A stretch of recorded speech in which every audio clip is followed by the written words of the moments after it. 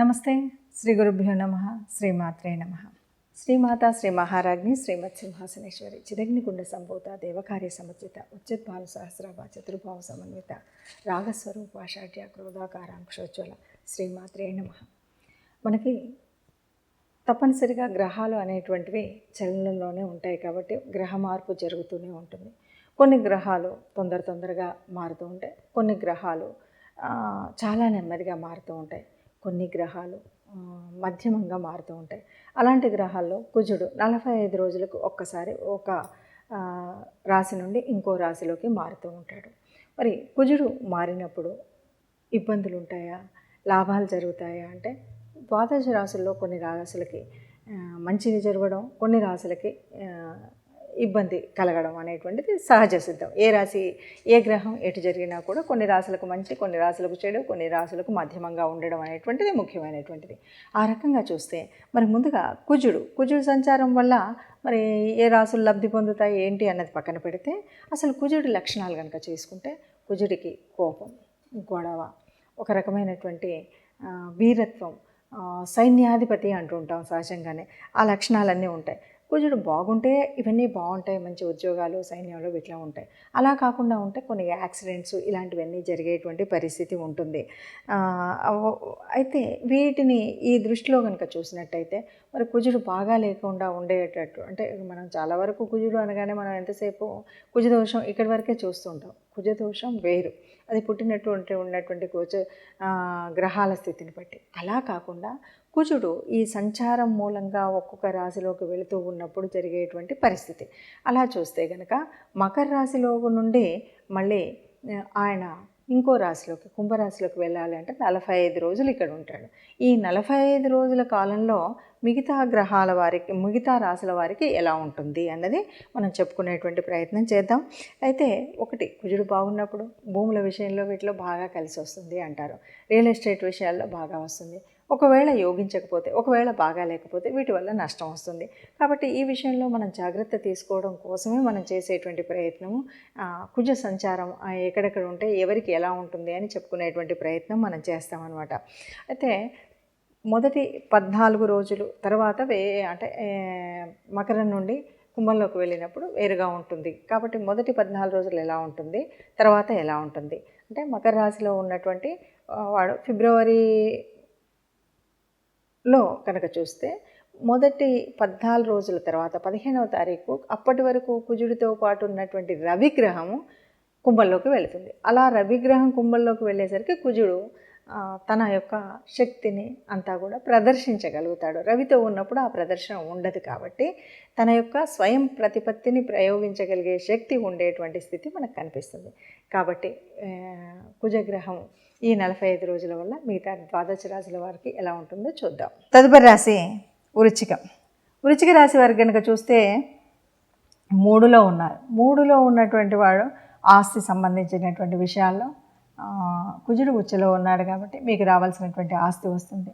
మీకు ఇంతకుముందు ఉన్నటువంటి సోదరులతో ఉన్నటువంటి విభేదాలు పోతాయి, చక్కగా ఉపయోగంగా ఉంటాయి.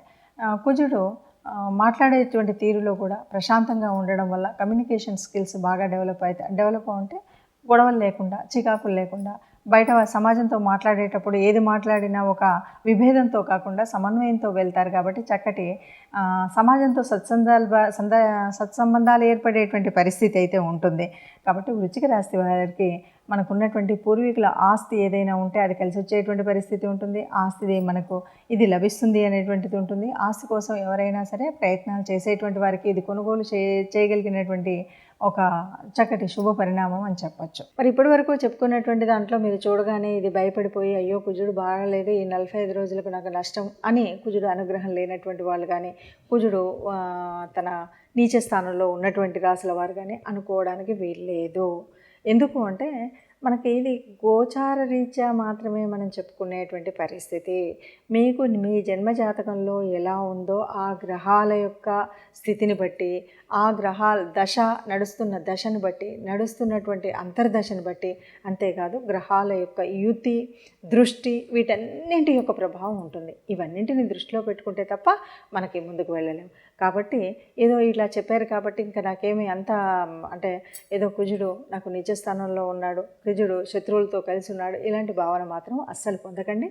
ఇదంతా కూడా కేవలం 30-40% గోచార రీత్యా ఉండేటువంటి ఫలితం ఉంటుంది. ఈ 30-40% ఉన్నప్పుడు మరి ఎందుకు చెప్పుకోవాలి అని అనకండి.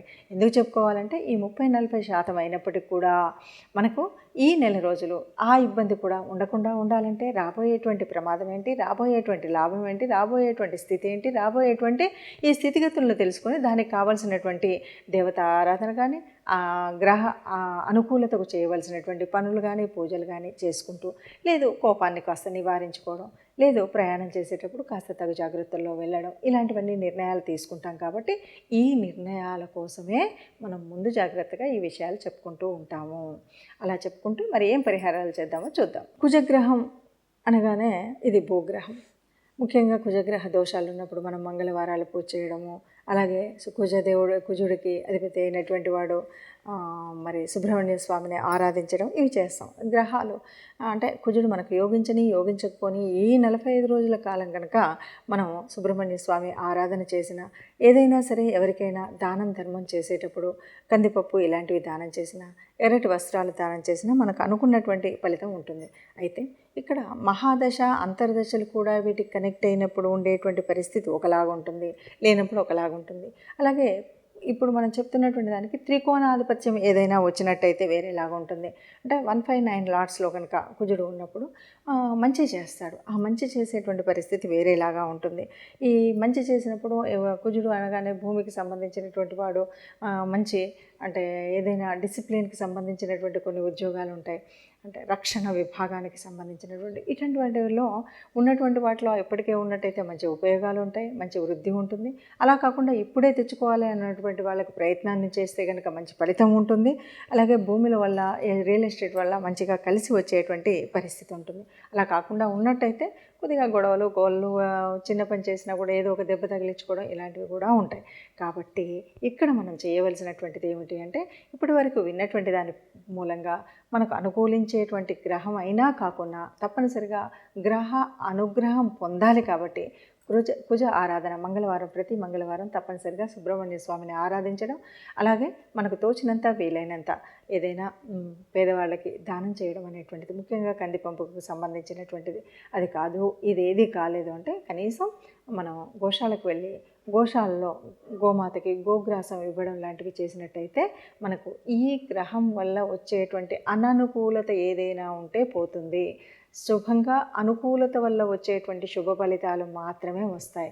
ఇది దృష్టిలో పెట్టుకొని అందరం కూడా ఈ కుజ అనుగ్రహం పొందడం కోసం ప్రయత్నం చేద్దాం. నమస్తే.